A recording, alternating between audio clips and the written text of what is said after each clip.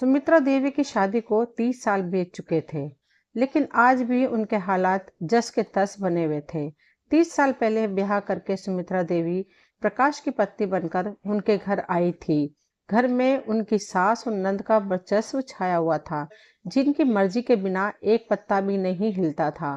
प्रकाश पूरी तरह से अपनी माँ और बहन के चंगुल में था। उन लोगों ने सुमित्रा देवी को कभी प्रकाश की पत्नी या उस घर की बहू नहीं बनाकर रखा, बल्कि एक नौकरानी की तरह उसे घर में रखा। बहन की तो कुछ वक्त के बाद शादी हो गई, लेकिन फिर भी वह वक्त वे वक्त पर आकर सुमित्रा देवी को यह एहसास कराती रहती थी कि उसकी इस घर में औकात क्या है। सुमित्रा देवी को चुपचाप सबके अत्याचार बर्दाश्त करने पड़ते थे, क्योंकि वह ज्यादा पढ़ी लिखी तो थी नहीं।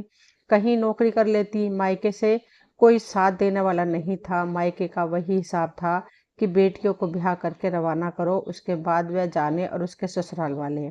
हमने तो अपनी जिम्मेदारी निभा दी। जिम्मेदारी निभाने के नाम पर एक बोझ समझकर कंधे से कहीं भी उतार कर फेंक दिया। प्रकाश अक्सर सुमित्रा देवी पर हाथ उठा दिया करता था, जिस पर उसका साथ उसके सास ससुर दिया करते थे और बोलते थे ऐसी पत्नी को ऐसे ही रखना चाहिए। पूरी जिंदगी उन्होंने अपने सास और पति की मार खाई। सोचती थी कि यही उनकी जिंदगी है, शायद जब सास ना रहे तो कुछ सुधार हो जाए। कुछ सालों के बाद सास ससुर इस दुनिया में नहीं थे, लेकिन प्रकाश अभी भी वैसा ही बदतमीज किस्म का इंसान था, जिसके लिए बीवी एक नौकरानी से बढ़कर कुछ नहीं थी। सुमित्रा देवी को समझ में आ चुका था कि अब उन्हें पति का सुख तो कभी नहीं मिलेगा। शायद उनका बेटा बड़ा होकर उनकी कद्र करे, तब शायद उनकी जिंदगी संवर सके और वह चैन की जिंदगी जी पाए। इसी तरह जिंदगी के 30 साल गुजर चुके थे। बेटी का ब्याह भी हो चुका था।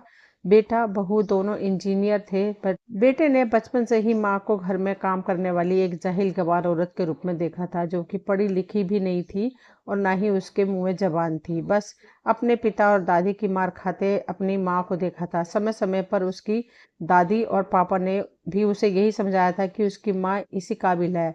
अब बहू के आ जाने के बाद भी सुमित्रा देवी के हालात जस के तस बने हुए थे। सुमित्रा देवी अभी भी सुबह से लेकर रात तक किचन और घर के काम में व्यस्त रहती थी।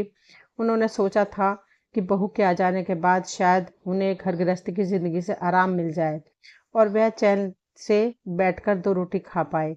उन्होंने सोचा था कि वह अपने बहू को बहुत प्यार से रखेगी, जैसे उनकी सासू माँ ने उनके साथ किया था, वैसा वह अपनी बहू के साथ कभी नहीं करेगी। लेकिन यह तो तब होता जब उन्हें घर की मालकिन समझा जाता।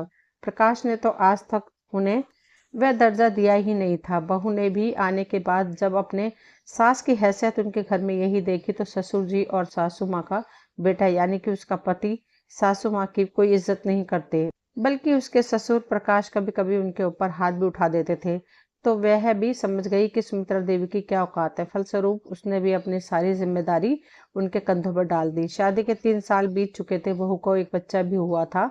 बहू सुबह सुबह नौकरी पर चली जाती थी। बच्चे की देखरेख, खाना बनाना, कपड़े धोना, झाड़ू पोछा सब कुछ सुमित्रा देवी को ही करना पड़ता था। घर के काम तो वह पहले से ही करती आ रही थी और जैसे तैसे कर ही लेती थी, लेकिन एक छोटे बच्चे की परवरिश अब उनसे नहीं हो रही थी, क्योंकि उनकी भी उम्र हो गई थी। वैसे भी उनका शरीर बहुत कमजोर था, क्योंकि पूरी जिंदगी उन्होंने दुख और परेशानियों में ही बिताई थी। कभी किसी ने उनकी कोई फिक्र नहीं की थी, इसलिए वह शरीर से बहुत दुर्बल थी। ससुर प्रकाश जी पूरी तरह से बहू की मुट्ठी में थे और बहू जैसा बोलती थी वैसा ही वह अपनी पत्नी को हुक्म देते थे। बहू ने जान लिया था कि ससुर जी के खिलाफ उसकी सासू माँ नहीं जा सकती और वह जो कहेंगे सासू माँ को करना ही पड़ेगा, इसलिए वह प्रकाश को अपनी मुट्ठी में रखती थी।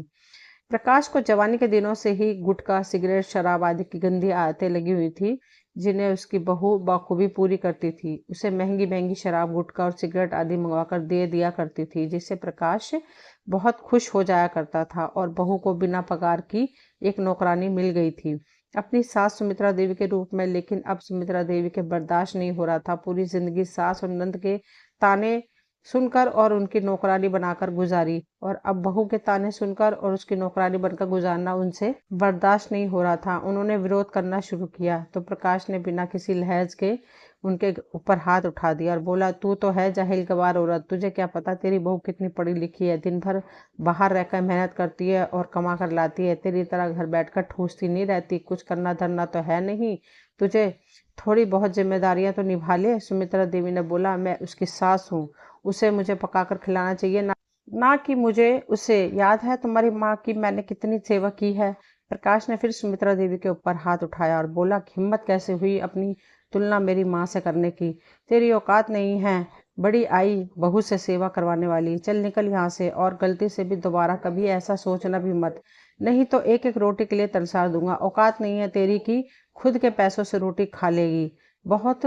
सुमित्रा देवी की बहू कनखियों से सुमित्रा देवी की ओर देखते हुए मुस्कुरा रही थी और मनी मन उन्हें यह एहसास दिला रही थी कि खुद देख लो आपकी क्या औकात है, तो आगे से मुझसे पंगा मत लेना। बेटा भी अपनी पत्नी के साथ ही था, क्योंकि उसके हिसाब से उसकी माँ इसी लायक थी। आज सुमित्रा देवी के आत्मसम्मान को बहुत ठेस लगी थी और उन्होंने अपने जीवन का बहुत बड़ा फैसला कर लिया था। अगले दिन सुबह सुबह सुमित्रा देवी अपना सामान बांध रही थी। देखकर प्रकाश ने बोला, अब यह नया नाटक क्या शुरू कर रखा है? यह सामान क्यों बांध रही है तू? सुमित्रा देवी ने बोला, बहुत सैली तुम लोगों की मनमानी, पूरा जीवन तुम लोगों के चक्कर में खराब कर लिया। अब बुढ़ापे में भी मेरी कोई कदर नहीं। अभी भी मुझसे कोलू के बैल की तरह काम लिया जा रहा है। नहीं रहना मुझे अब तुम लोगों के साथ। प्रकाश हंसते हुए बोलने लगा, तो इस बुढ़ापे में नौकरी करेगी क्या? जाएगी कहाँ? खाएगी क्या? क्या सोचा है? सुमित्रा देवी ने बोला, मैंने सब कुछ सोच लिया है, तुम अपनी चिंता करो कि तुम्हारा क्या होगा, क्योंकि एक गिलास पानी भी तो तुम अपने हाथ से नहीं ले सकते। अब तुम्हें तुम्हारी औकात पता चलेगी। कहकर सुमित्रा देवी अपना सामान पैक करने लगी। उन्होंने अपनी शादी में आए मैके से मिले जेवर भी अपने सामान में रखना शुरू किया, जिसे उनकी बहू देख रही थी। और बहू ने बोला, मम्मी जी आपको जाना है तो जाइए, लेकिन इस घर के जेवर लेकर जाने का आपका कोई हक नहीं है। सुमित्रा देवी ने बहुत ही कड़े शब्दों में बोला, यह मेरे जेवर है, मेरे माता पिता ने मेरी शादी में दिए थे। तू होती कौन है मुझे बताने वाली कि मुझे क्या लेकर जाना है और क्या नहीं? ये मेरा स्त्री धन है, किसी की औकात नहीं कि मुझे मेरा जेवर लेकर जाने से रोके। प्रकाश ने बोला, अच्छा इतनी हिम्मत हो गई है तेरी, तुझे जहाँ जाना है जा, यह जेवर तो कहीं नहीं जाएंगे। बहू ये जेवर लेकर तू अपनी अलमारी में रख ले। बहू आगे बढ़ने लगी तो सुमित्रा देवी ने बोला, ऐसी गलती मत करना, अगर मैंने पुलिस को बुला लिया ना तो तेरा क्या होगा तू अच्छे से जानती है। दोनों सास ससुर बहू को जेल की हवा ना खिला दी तो मेरा नाम बदल देना, क्योंकि पूरा मोहल्ला जानता है कि मेरे साथ इस घर में पिछले 30 सालों से क्या होता जा रहा है, और अब मेरा बेटा बहू भी मेरे साथ कैसा व्यवहार करते हैं। बहुत सैली तुम लोगों की मनमानी। पुलिस का नाम सुनकर बहू चुपचाप पीछे हट गई, क्योंकि उसे पता था कि अगर बात पुलिस तक गई तो उसकी खैर नहीं। सुमित्रा देवी ने अपना सामान उठाया और घर से निकल गई। उन्होंने अपने रहने का इंतजाम कर लिया था। उनके घर के पास में ही एक अनाथ आश्रम था जहाँ कुक की जरूरत थी। उन्होंने सोचा, दिन भर तो घर में गधा मजदूरी ही करती हूँ और बदले में 2 निवाला खाती हूँ, साथ में 1000 गालियाँ और मार खाती हूँ, और पति बेटे बहू से भी अपमानित भी होती हूँ। इससे अच्छा यहाँ अनाथ बच्चों के लिए खाना बनाऊं, शांति और आत्मसम्मान के साथ अपनी ज़िंदगी काटूं। साथ ही साथ सुमित्रा देवी ने अपने सारे जेवर बेचकर उनकी मिली रकम को बैंक में जमा करवा दिया था, ताकि आड़े वक्त में यदि उन्हें कोई बीमारी भी या कोई ज़रूरत पड़े तो उन पैसों का उपयोग कर सके। अनाथ आश्रम में ही एक कमरे में उन्हें रहने की जगह भी मिल गई थी, जिससे उनकी गुजर बसर आसानी से हो सकती थी। सुमित्रा देवी के घर छोड़कर जाते ही बहू को समझ में आ गया था कि अब प्रकाश यानी कि उसके ससुर जी के साथ रहने में उसका कोई फायदा नहीं है। ना वह घर का कोई काम करने वाली है और ना ही उसके बच्चे की देखरेख करने वाले हैं। तो बेटे बहू ने भी प्रकाश से किनारा करने में देरी नहीं की और दोनों ने अपना अलग मकान ले लिया और उसमें शिफ्ट हो गए। प्रकाश अब अपने घर में अकेला रह गया था। कुछ दिनों में ही उसे अपनी औकात पता चल गई। ना वक्त पर 2 रोटी मिलती थी और ना ही कोई उसकी हेकड़ी सहने वाला था। अब उसे सुबह उठकर धुले धुलाए कपड़े पहनने को नहीं मिलते थे। घर पूरा गंदा हो रहा था।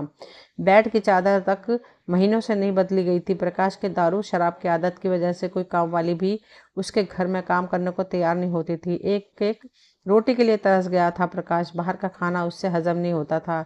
इस वजह से वह और भी ज्यादा दारू पीने लगा था और उसकी जितनी भी पेंशन आती थी सब वह दारू शराब में उड़ाने लगा था।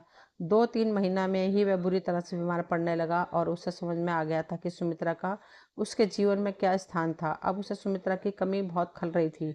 उसे समझ में आ रहा था कि उसने उसके साथ कितना गलत किया है। उसने जैसे तैसे सुमित्रा का पता लगाया और अनाथ आश्रम में उससे मिलने के लिए पहुंच गया। वहां जाकर उसने सुमित्रा से बोला, सुमित्रा मुझे माफ़ कर दो, मैंने जीवन भर तेरे साथ बहुत गलत किया है। आज मैं बहुत पछता रहा हूँ। मेरे पास अब कोई भी नहीं है। मैं अकेला रहता हूँ, मेरी देखभाल करने वाला कोई नहीं है, मुझसे ऐसी ज़िंदगी कटी नहीं जाती, मुझे 2 रोटी बनाकर खिलाने वाला भी कोई नहीं है, तू वापस चल, मुझे माफ़ कर दे। सुमित्रा के पूरे बदन में प्रकाश की बात सुनकर आग लग रही थी और उसने एक जोरदार तमाचा प्रकाश के गाल पर खींचकर मारा और बोला, स्वार्थी इंसान, आज जब खुद परेशानी हो रही है तो मेरी याद आ रही है? तू सोच रहा है कि मैं तेरी चिकनी चुपड़ी बातों में आकर फिर से तेरे घर जाकर तेरी सेवा करूंगी? भूल जा, ऐसा कभी नहीं होने वाला। तुझ जैसे घटिया इंसान ने मेरी पूरी जिंदगी बर्बाद कर दी। मेरा अब इस जिंदगी में कोई नहीं है, ना कोई पति, ना कोई बेटा और ना कोई बहू। मुझे किसी से कोई मोह नहीं है, चुपचाप निकल जा यहाँ से, नहीं तो अभी पुलिस को बुलाकर अच्छे से कुटवाऊंगी। प्रकाश को समझ में आ गया कि सुमित्रा इतनी आसानी से उसके साथ चलने वाली नहीं है, तो उसने अगला तीर छोड़ा और बोला, अगर मैं तेरा कुछ भी नहीं हूं तो यह किसके नाम का सिंदूर और मंगलसूत्र लगाए रखा है? यह सुनकर सुमित्रा को पूरे तन बदन में आग लग गई। आज उसने प्रकाश को उसकी औकात पूरी तरह से दिखाने का फैसला कर लिया था। वह प्रकाश के सामने गई और बोली, अच्छा तो यह ले, कहकर उसने अपने हाथों से अपना मंगलसूत्र तोड़ दिया और अपना सिंदूर पोंछ दिया और बोला, आज से कोई पति नहीं, अब यकीन हो गया? कहकर सुमित्रा अपने कमरे में चली गई, दरवाजा अंदर से बंद कर लिया। आज सुमित्रा के दिल को बहुत सुकून मिल रहा था। वह सोच रही थी कि यही फैसला लेने की हिम्मत उसने उसी वक्त क्यों नहीं की जब उसके साथ पहली बार उसके पति ने अत्याचार किया था। प्रकाश को जोरदार थप्पड़ लगने के बाद प्रकाश को भी आज समझ में आ चुका था कि जिस जीवन संगनी को उसने जीवन भर तड़पाया है, उसका उसके जीवन में क्या महत्व था और अब वह उसके जीवन में कभी भी लौट कर नहीं आने वाली है। दोस्तों, ये कहानी यहीं तक थी। मुझे उम्मीद है आप सभी को पसंद आई होगी। अगर पसंद आई हो तो प्लीज़ चैनल को सब्सक्राइब करें, वीडियो को लाइक शेयर करें। मिलती हूँ अगली कोई नई कहानी लेकर, तब तक के लिए थैंक यू। कहानी सुनने के लिए सभी का तहे दिल से शुक्रिया।